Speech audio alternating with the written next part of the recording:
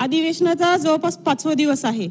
आम्ही सर्व महिला भगिनी कंटिन्यू सकाळी 11 वाजेपासून किंवा जेव्हा सभागृह होतं काल 9 वाजेपासून रात्री आम्ही सभागृह संपेपर्यंत प्रामाणिकपणे बसलेलो असतो। मला सांगा, आज मराठा आरक्षणावर कालपासून चर्चा सुरू झालेली आहे।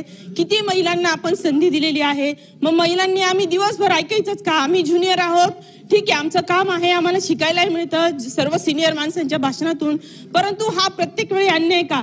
परवा पण पुरवणी मागण्यांवर रात्री 11 वाजता भाषण केलं। एक मिनिट बेल वाजते। अध्यक्ष महोदय, एक सिनियर आणि एक ज्युनियर, एक सिनियर सदस्य आणि एक ज्युनियर सदस्य अशी प्रथा लावा। प्रतोदांनी दिलेल्या क्रमाप्रमाणे आपण सगळ्यांची नावं घेतो। प्रतोदांकडून आलेली नाव।